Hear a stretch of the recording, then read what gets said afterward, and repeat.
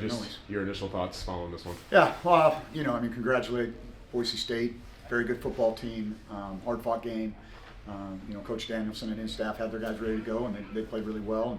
And I don't think that takes anything away from the way our guys played tonight. There were some unfortunate breaks in this game that fell their way.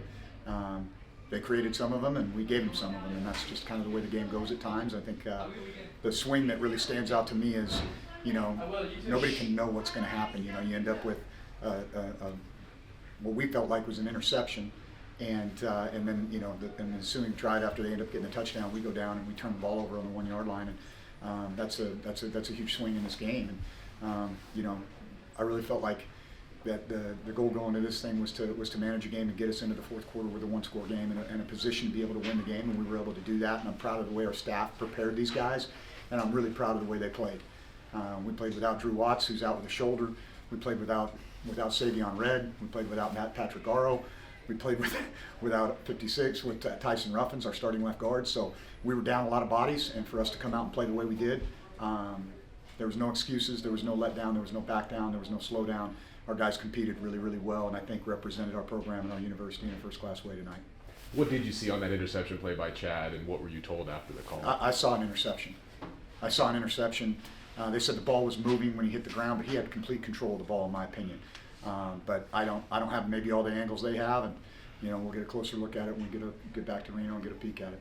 You touched on it, but to go down 14-0 and to battle back and to be right here in this one, a play or two away from potentially taking the lead there in the fourth quarter, what does it just say about the resolve you guys have, knowing on paper you were down a ton of guys? Yeah, that's kind of the program that I want to build here. Really resilient, really tough. Don't make excuses, just go to work.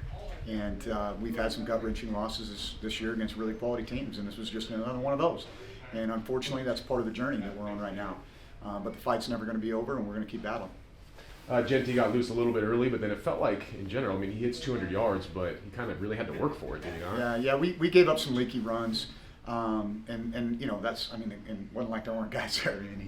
He's as advertised. He's a tough tackle, and a really quality human being as well. So I don't think that should be lost on anybody. But I feel like the swing of the game, what they didn't do was they didn't convert explosive plays in the pass game.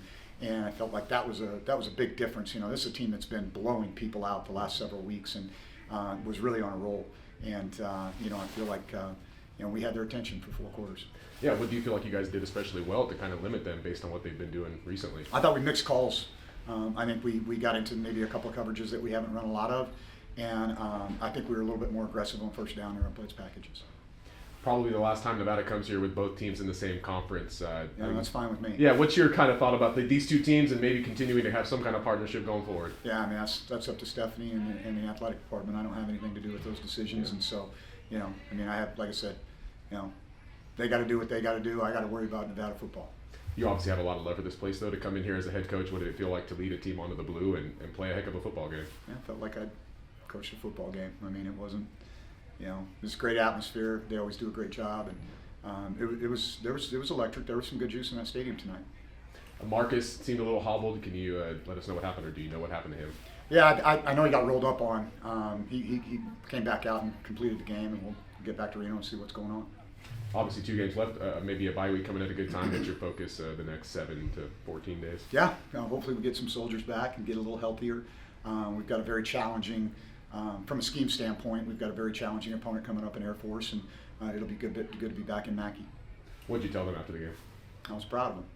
I was proud of them, and I was proud of our coaching staff. And that doesn't take the sting of the loss away, but I think, candidly, I think they're probably proud of themselves too.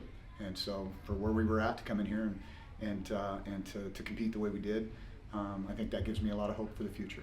You had said you thought Boise might be even underranked at number 12 based on now that you've played a 60-minute football game against them. You mentioned maybe getting their attention. What's your thoughts on what they got going over there on that side? Yeah, hey, here's the deal.